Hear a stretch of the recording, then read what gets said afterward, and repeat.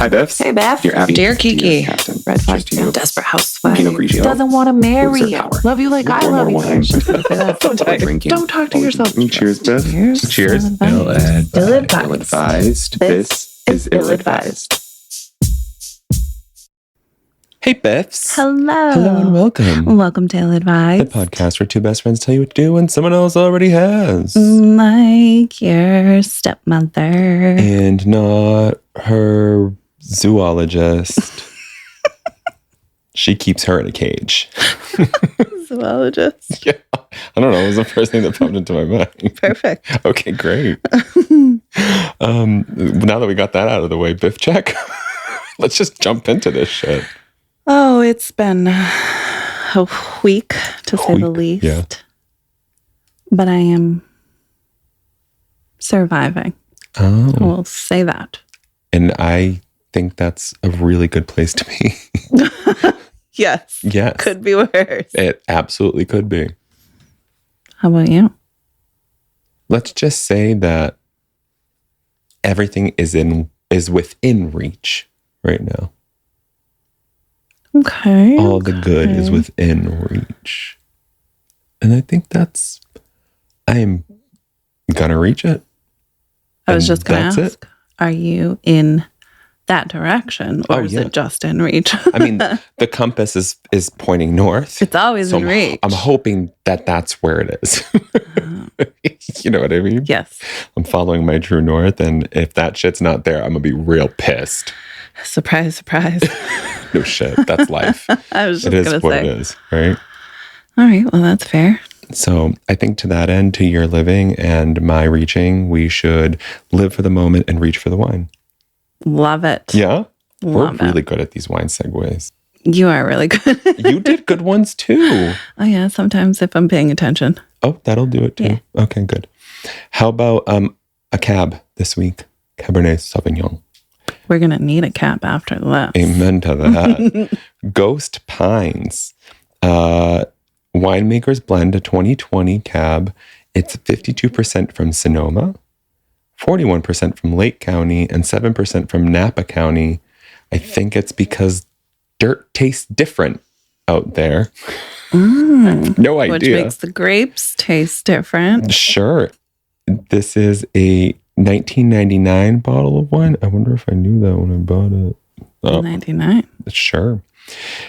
In 1964, Louis P. Martini, son of Napa pioneer Louis M. Martini, purchased 178 acres of land in the eastern hills of the Napa Valley.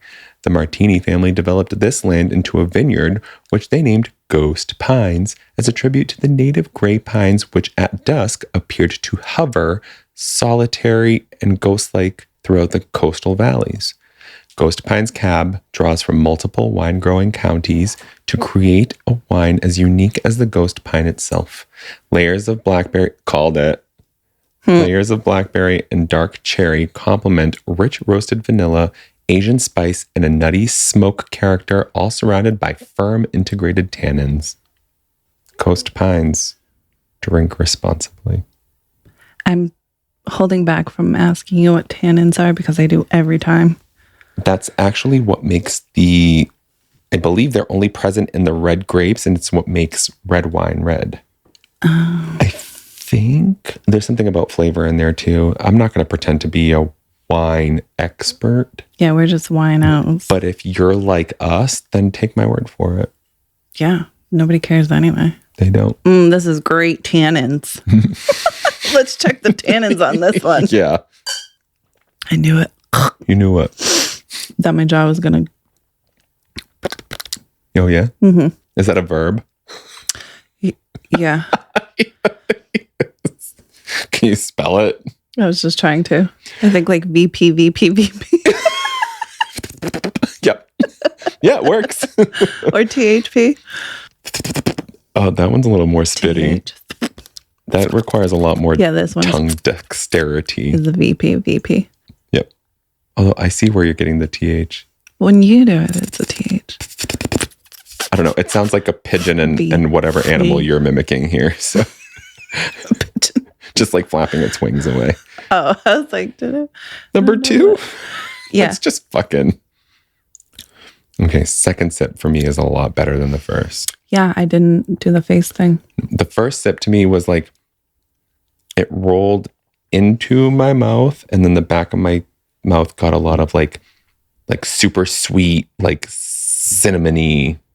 It's like, where are you going with this? I knew you were going to think that, which is why I went right to cinnamony. Cinnamony. So you like the cinnamon Yes. flavors. Sure. Don't we all? See if we can pick blackberry on the third sip. Okay. Nope. I almost get cherry, but this is more of like a coffee to me. I literally have no clue what I'm tasting. Which is not surprising. This tastes like the Yankee Candle spice sangria candle smells. That was another wine we had recently too. Yeah. But this doesn't remind me of that wine. Without the spice. I don't taste spice in this Oh, one. see, I taste spice. But that background it smells wonderful. reminds me of the candle. I haven't lit it yet, so. Yeah, I don't know what I'm getting from this. Can you give it a score? It smells great. It's rich, actually. It's got like a nice richness that you want from a cab. Like that first mouth feel. It's definitely a great cold weather wine. Yes. Fireplace, charcuterie board. However, I will not be purchasing this myself. Is this a 2 for you? I was leaning towards 3 because it's not gross. Mm-hmm. And so if it's there. Yeah. Mm-hmm. If somebody offered it to me, I would drink it. But I would not go out of my way to get it. 2.5? I was just going to say 2.5. Which is weird because I like full-bodied wines like this, but there's something about this that doesn't, it's like, it's a little off for me. I think this is one of those things where like, you can know your wines, but it's like, even a sommelier will be like, oh, it's, an acquired taste or something like that. You know what I mean? Yeah. There's just something different about it. Not off, something different. It's I think good. The leftover taste. The residual. Yeah. Is like just medicine. Like, I didn't get medicine, but just like. Tastes like Robitussin to me. Blah. Oh, I'm so glad it doesn't taste like Robitussin to me. Just I like would the not be able to aftertaste. drink it. My mouth even feels a little coated. Yeah, I'm sorry, Ghost Pines. I'll try other wines if you have them, though, because I really think that. I feel like my sister would probably love this one. Yeah, good. Get it for her. And then we'll have her on to rate. Yeah. When is she here till? Interesting. It's Monday. Oh, of course. I guess we're hanging late Sunday. I was going to say, if we can get Pop's party done. Although, I don't think she's drinking anymore. Oh, right. But we could get drunk with Aaron. That's right. And we'll bring peyote for your sister or ayahuasca or whatever the fuck she's doing this week. Snorting. Do we leave that part in or take it out? What do you want me to do? I don't know. You have to tell me. I'll check later. Okay. I'm going to have to text you next week. She doesn't listen anyways. Then that is permission to publish. No, she does not do hard drugs. No, she doesn't. I'm not talking about crack, coke, heroin, or anything else. Right. Anyways. And so, I have questions this week about your sister. I was going to say. No, I have questions. We're visiting Dear Annie. We haven't done Annie in a little bit. Oldie but a goodie. Yes. This week's questions are coming from OregonLive.com. And the first one is, Dear Annie, the day my wife told me the truth about her sexual history, the intimacy we enjoyed was gone. Ooh. This is from September 10th, 2022. Kinky. Dear Annie, I've been married to a wonderful woman for almost 50 years. Holy schmoly. Wow. And you're just... I was thinking do you even know each other? What's her name? How quickly did you get married? That alone should explain our relationship. 50 years. Also, maybe he's surprised too. I've never loved anyone else. Our courtship and marriage was wonderful. She was everything I wanted my wife and the mother of my children to be, and she has been, except for one detail. She lied to me about her sexual past during the time we were dating and before. Oh. Game changer. She had implied that, like me, she had no sexual experience. 12 years and 4 children into our marriage, she suffered an emotional meltdown because of a difficult childhood and years of lying to me. Counseling produced a whole mess of ghosts and goblins from her youth, and then finally came the big one. She had lied to me about her virginity and sexual past. What this did to her was cause a dark 2 years in her life that took therapy to work through. She's never discussed or wanted to discuss how it impacted her. Initially, she told me she lost her virginity by being date raped. Later on, it became evident that that was another lie. I think she used that story because she thought I could accept it more easily. Then she slept around with 3 more guys after that. Who knows how many? Well, you just said 3. So he doesn't believe her? Right. Okay. Well, she already lied once. Right. Her telling me all this essentially ended my marriage that day and started our second one. I still love her, but it is different. For over 38 years, I've been married to my best friend, my partner who I share everything with. Our money, our home, our kids. We share our lives. The day she told me the truth, the intimacy we had was gone. We are more like business partners, sharing what we have made of our lives. She's been completely focused on our children and grandkids. She hasn't got a clue about what her past has done to me. Even in sexless old age, in my mind, I still see visions of her with other guys, still young. They never age. In my mind, they visit me every day. Counseling has helped reassure me about my love for her love for me, and pointed out that I could have had a miserable life of a different kind had I married someone else. Sometimes life can be like Beauty and the Beast. You get handed both. Is that how it goes? I'm going to have to consult Walt Disney on that one. I believe it is retroactive jealousy OCD. It is a horrible curse I've had to pay for her sins. Being in a marriage with the person you love and knowing that desire and intimacy were thrown away and handed out to other guys has changed everything. My advice is to never lie about any sexual history or details when dating. It is so destructive. Husband in the dark. There was no question. Okay. Just clarifying. I guess we're going to talk husband in the dark through what to do ish. I'm a little lost. Go on. All the 3 other men was prior to them being together. It was after they were together. Oh. Then she slept with 3 more guys. Oh, actually, it Right. paints it as after, but I don't know the way that it's worded. Oh, I thought this was all prior. Because I thought it said prior to our marriage. And how it impacted me. She told me she lost her virginity by being date raped. Later on, it became evident that that was another lie. I think she used that story because she thought I could accept it more easily. Then she slept around with 3 more guys after that. Who knows how many? But prior to the marriage?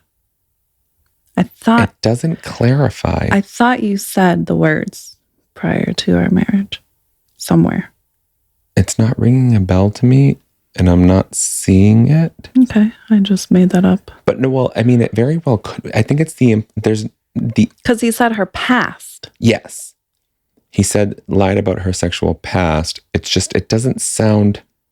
It sounds like she told him she was raped when she was however age, before they were ever together, is what I got. Mm-hmm.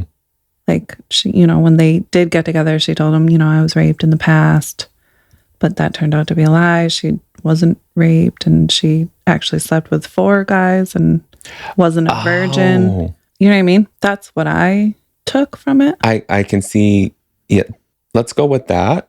Because it says her past. I wouldn't use those terms if this was like, we're married, you cheated on me. Mm-hmm. Okay. Yeah, I can go with that. Okay. But yeah, what you're saying makes sense. I think for me, it was just the way it was worded that confused me. So.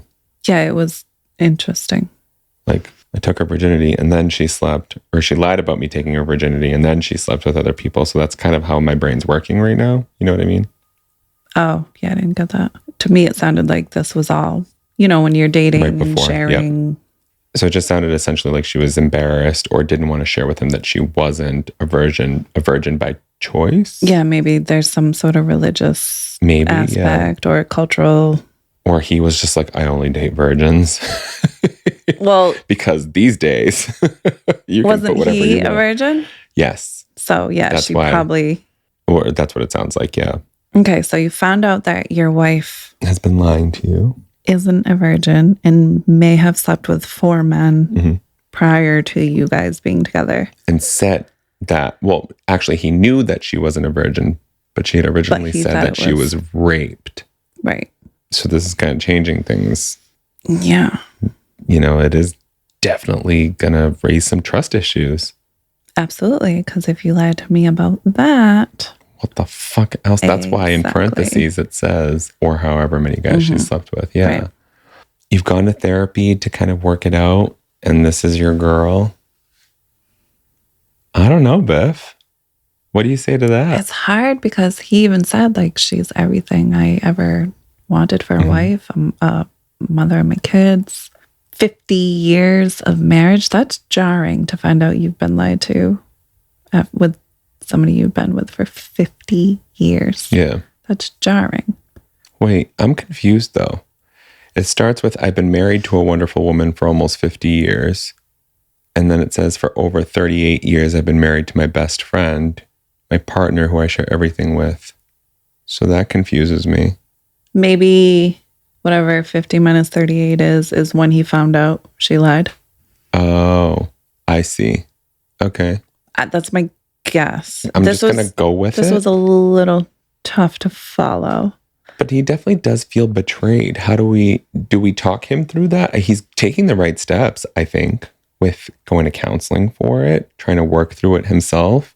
It seems like he recognizes that vision of her with younger men is within him. You know what I mean? Yeah, it's kind of weird. It's like, because we're going to assume this happened 50 years ago at least. Yeah. Right? Yeah. So those guys are probably dead. Yeah, this is tough. Yeah. You're doing the right thing. You're looking for strength and resilience within yourself. You're going to counseling to work through this. You're acknowledging where you're at. You're acknowledging. Yep. But I would say it sounds like you haven't forgiven her yet. I don't know how long you've known about it. Right. I think if this is, because you're not asking for advice, I'm just going to tell you what I'm feeling. Yeah. Because this is my podcast. I think that if this is the person that you're describing as everything you've ever wanted and the love of your life, then I think you reframe that you're still in your same marriage and not a second one, quote unquote. And that you work toward forgiving your partner, not trying to reinvent your marriage. Yeah. Also, she kind of needs to earn your trust back. She sure does. Doesn't matter if it was only 50 years ago and that was the only time she lied to you. Yeah, absolutely. She sure does. That definitely crumbles any foundation. But don't put up a barrier either. That's another one. Right? People do that as a defense. It almost comes off like as there's no self-sabotage. winning. You're never going to gain my trust back. You can't just hate her because you want to. I want to punish you. Right.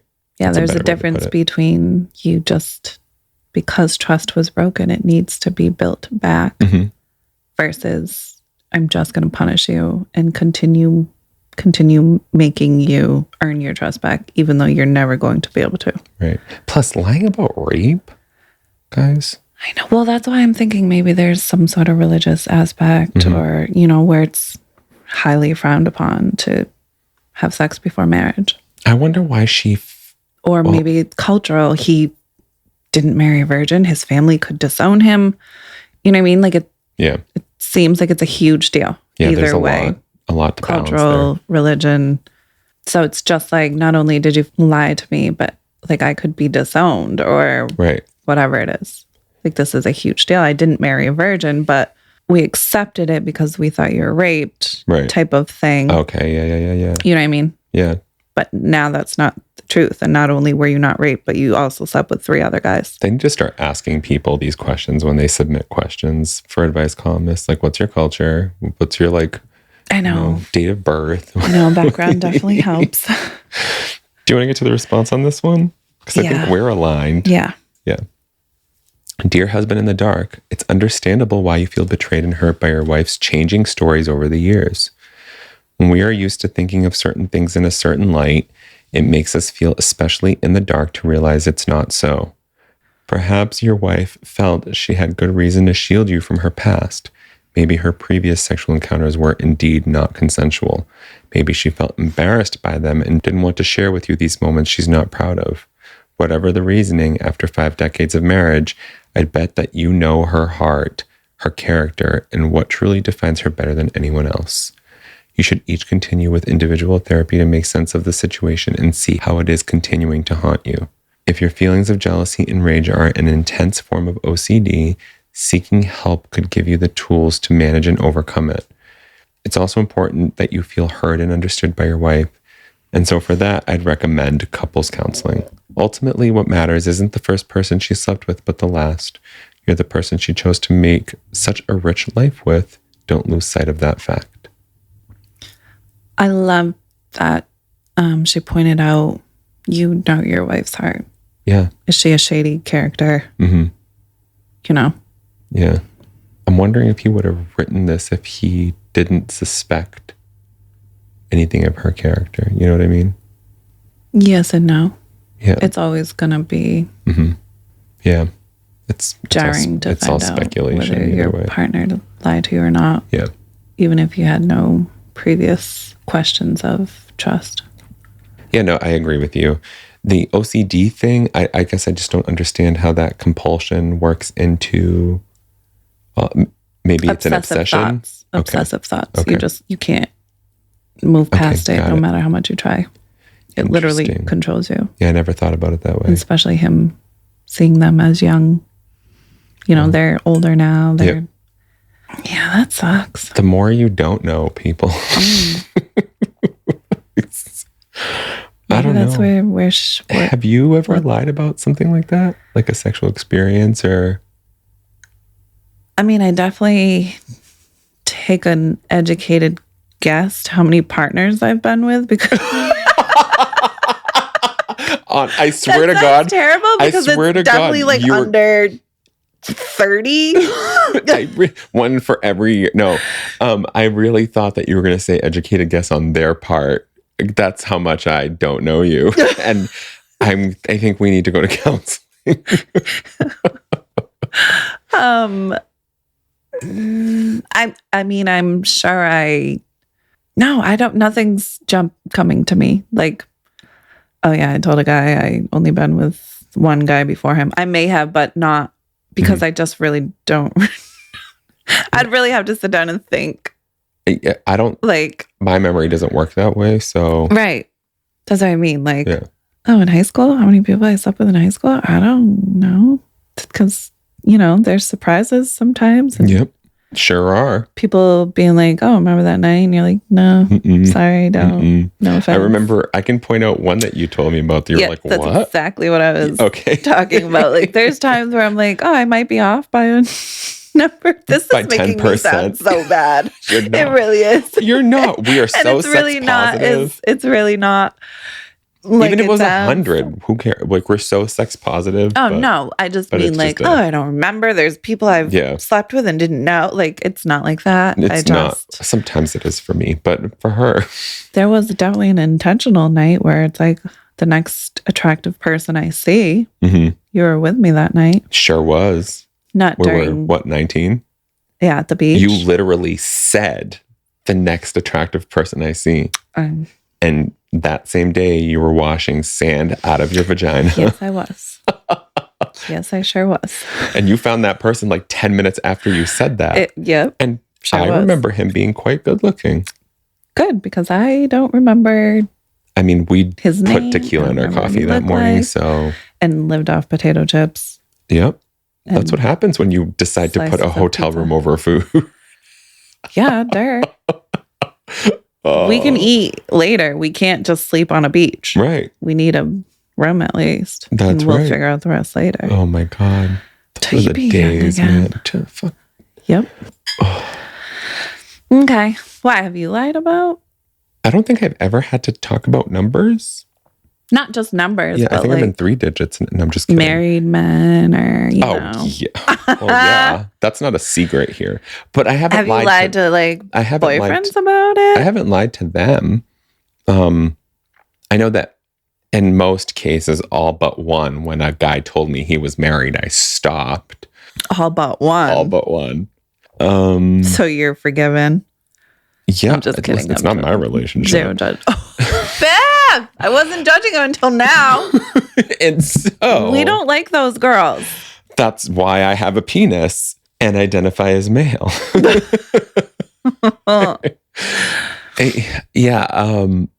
No, I've lied. No, I don't think so. Or withheld information? I don't think so. I don't know. I've always been very. Here's the thing. When it comes to talking about sex with my close friends, like I'm all for it. Talking about my individual sexual experiences, I've realized recently that I'm not so open about it as I am like with you. You know what I mean? You mean with like people you date or boyfriends? Yeah. Or... Like I think like you know everything about my sexual history. Yes, I think. Do. I know more than you think I do. You might know more than I know. I think you do. Except for the couple things that you decided to tell me years later. Yeah, maybe continue. One was for judgment. The others were because I literally just thought I told you. But yeah, I don't think I've ever withheld anything to withhold. I think maybe there was never an intentional, I'm just going to skip this aspect. No, maybe there was like a discussion about like topping and bottoming. Like I've never been with women before. Oh, I never. Listen, there are pictures of my kid all over my house. You come over to fuck and it's like, oh, you're a dad? Yeah, gotta go. Like, you know, like, no, it's daddy to you. Yes. Next question. Yes. This one is, Dear Annie, my boyfriend's family hates me because I put them, quote, on edge. I know. Oh, I really don't know what this means. More. This is from June 29th, 2022.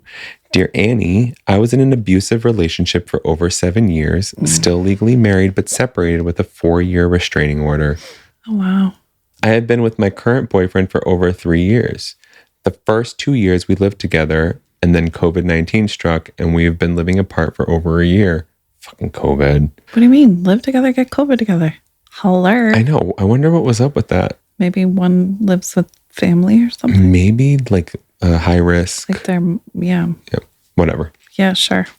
My problem is that his father, sister, and brother are so against our relationship that we have to hide it. Oh, that explains it. Mm-hmm. I have never shown any type of disrespect or done anything that I'm aware of that has caused their hatred of me.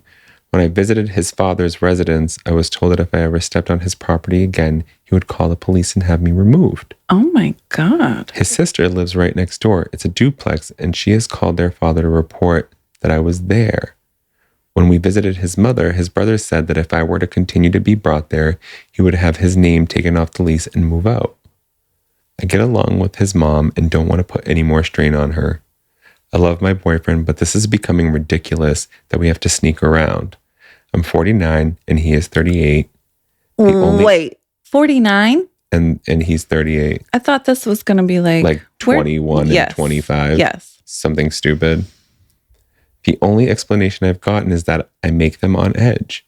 I've never tried putting them on edge, but I've also heard their negative opinions of me and seen how they treat my boyfriend. Help, we don't know what to do anymore. Unaccepted by his family.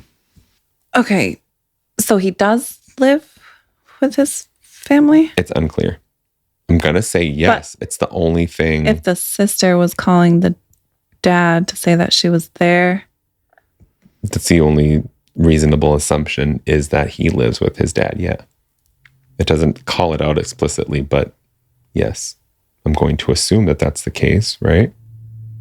And his brother lives with his mom. Sister lives next door. And apparently we're only 33% effective at making independent children. I love that you know that. So I'm getting, I know like in India, that's what they do. The families all live together. And then when the children marry, the spouses move in to the home. Oh, they move in. Yeah. Okay. So you literally just keep adding to your family. Like the wives, not husbands. The wives will move into the husband's family home, and the husbands live with the family. And literally it's... Oh, I always understood it that they would live at home until they got married. And that's when they would. I mean, I'm sure. I'm not pretending I'm an expert. Me either. At India. We've been there so many times. Right. Never in my life. I just watched 90 Day Fiancé.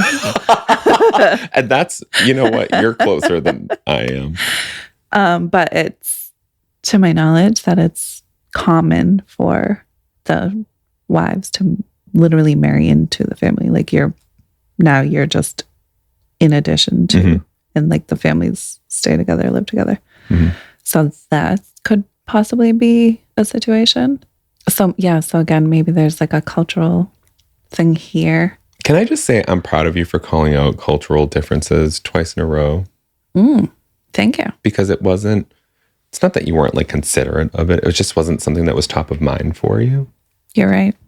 I'm proud of you. Thanks. I'll take it. Way to be a good human. Oh, just evolving, trying. growing. Just simply trying. That's just evolving. All. Yeah. Well, evolve. Yes, Girl, sir. you got this. Yeah, I like that. What I don't understand is... You're 49 years old? Like... And he's 38. I'll be damned if my dad tells me what to do. Right. My dad couldn't even tell me at 9. Right. Let alone... My dad's still trying... My mom calls me and goes like, you should... Hold on a second. Yeah. Yeah. What do you do with that, though? If you're 49, have never done anything to irritate your 38-year-old boyfriend's family. That you're aware of. Right. Her boyfriend could very well not be filling her in. Well, she also did say that she's married, but legally separated, but called that out and never brought it up again. And I'm wondering if that plays into it. Yeah. Like she's a mistress. She's a, quote unquote, she's a whore. She's you can't marry her. She's already married. Yeah. Yeah, it sounds like the boyfriend's not filling her in on the details. Which is super shitty. He's definitely aware of why his family feels this way about his girlfriend, and he's just not sharing. And then you live together, but then you didn't because of COVID. This doesn't feel right to me. It's more like, obviously this plays into like them sneaking it around, right? Or sneak because the sister calls daddy. Right. Your 40-year-old son's 50-year-old girlfriend is over. They live together. I'm wondering how they hid that for, 2 years, 3 years, and then COVID. Honestly, maybe since COVID, they've been hiding it. Maybe. But either way, like this whole story is not adding up to anything for me. Especially I need more ages. information. If you guys are 20, right. Sure. That makes more sense. Like one of you is 16 years from retirement. Literally. You're a whole fucking child away from retiring. Procreate. Like, you know what I mean? Yeah. What's the question? Help. Right. Okay. Makes sense. We don't know what to do anymore. He needs to move out of dad's house. I was going to say, this sounds like a he problem. Yeah. And this sounds like you need to make your decision or I'm out. Because I'm not going to be 59 years old. Yeah, as the girlfriend, I can't imagine not being like, listen, you need to figure something out. Our ages. Right. I'm not going to be hiding relationships. You're either, well, you are. If you're hiding me, you're choosing your family over me. And that doesn't work for me. Yep. So if you want to continue this relationship, you need to start choosing me. See, you're being a little bit more progressive than I am. Because I'd be like, they don't fucking like me. I'm 49 years old. You're 38.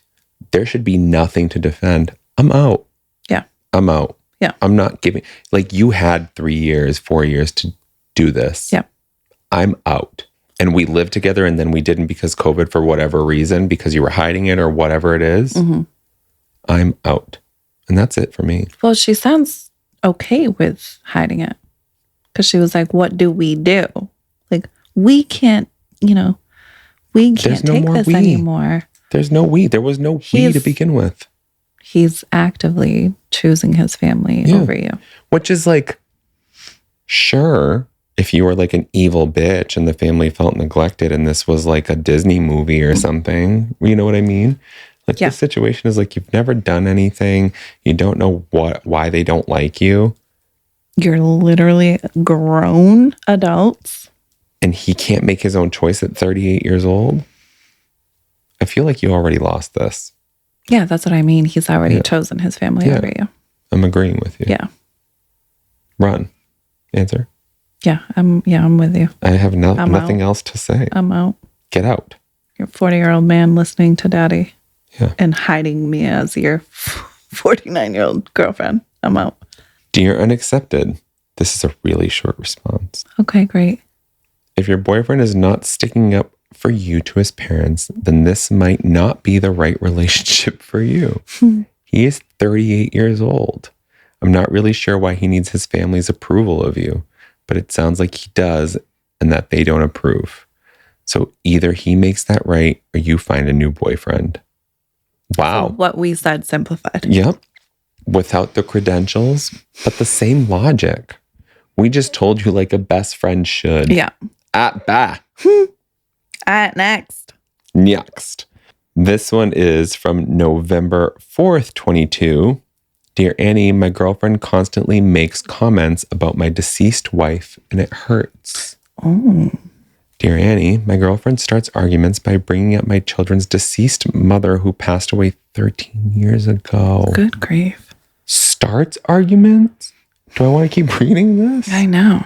She thinks I'm still in love with her and always plays the comparison game between the two. She always gets upset when I refer to my deceased partner's daughter, who she had from a previous relationship, as my stepdaughter. This really frustrates me when she makes this comment. It's a very sensitive subject to me because my kid's mother basically died in my arms while we were together. And it doesn't help for this woman who I have feelings for to be digging up old memories after I spent all of these years trying to heal. For someone who says she supposedly cares about me to also say some of those most hurtful things at the same time and not realize it really stings. Playing romantic referee. Biff, go. My heart aches. Oh, I'm pissed. I wish a bitch would. I'm pissed. Mm-hmm. He needs to get rid of her ASAP. My first thing when this opened was him feeling he needed to qualify whether or not he was still in love with his wife who practically died in his arms.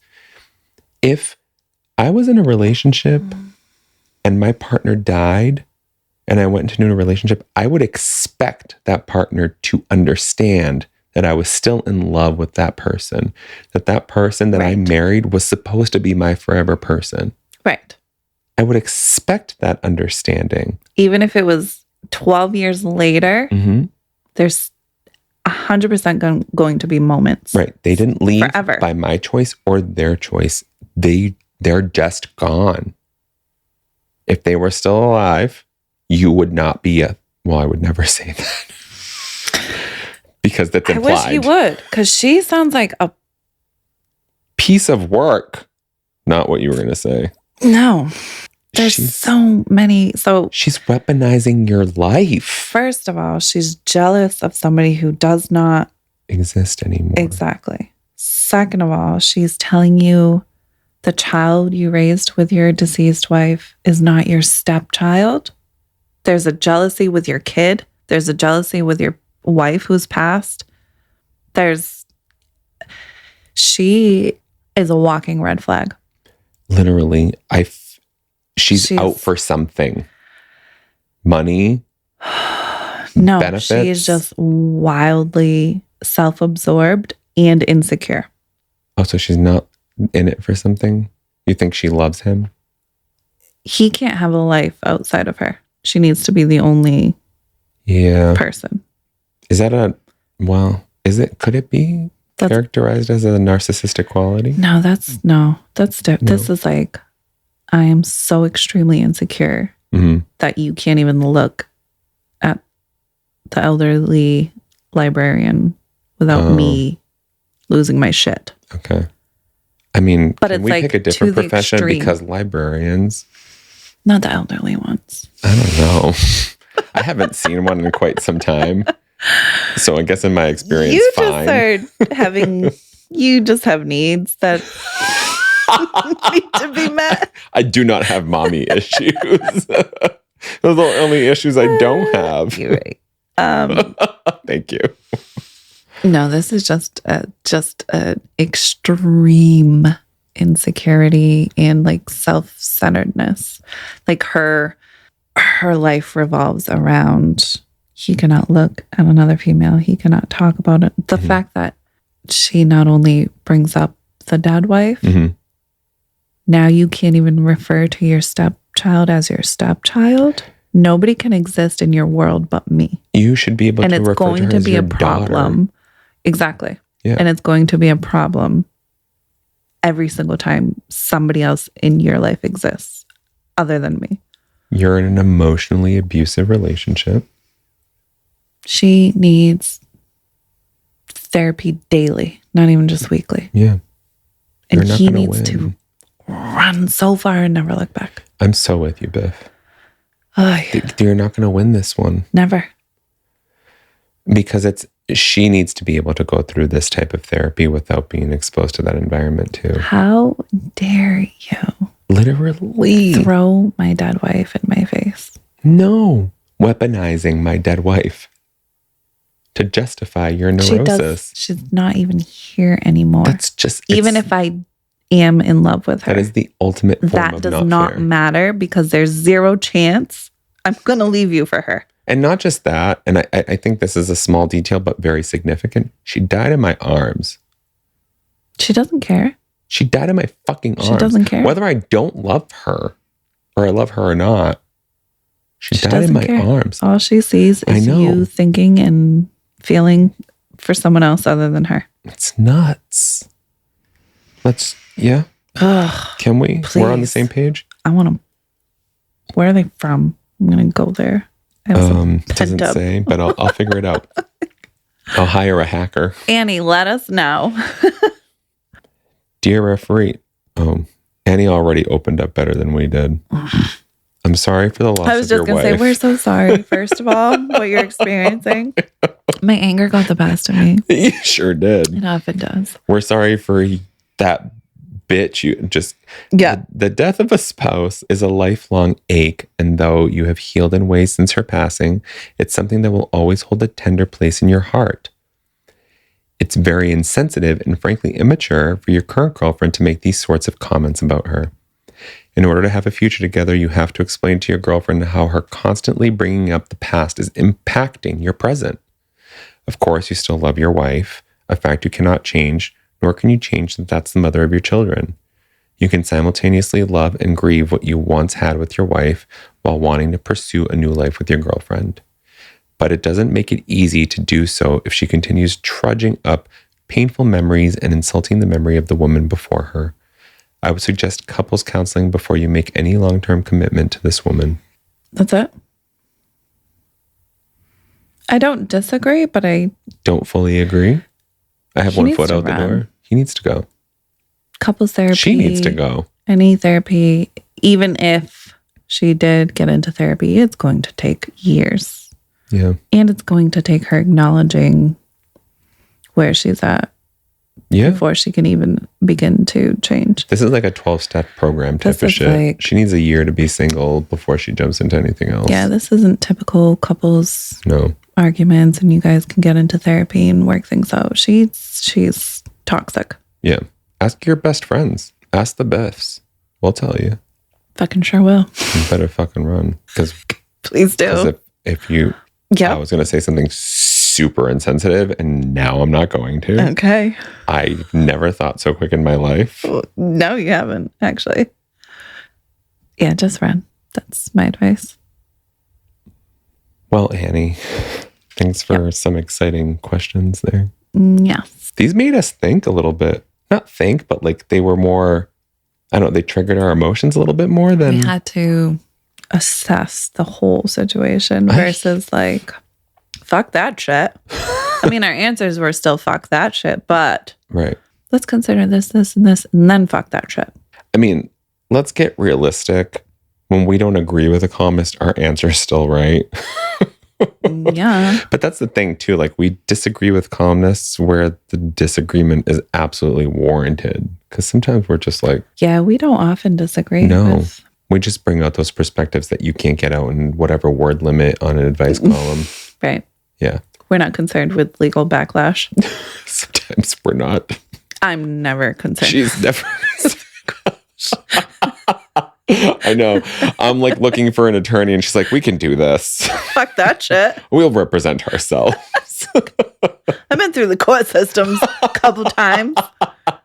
I'm familiar. Yeah, me too. I know fought a my speeding rights. ticket. Like, what the fuck?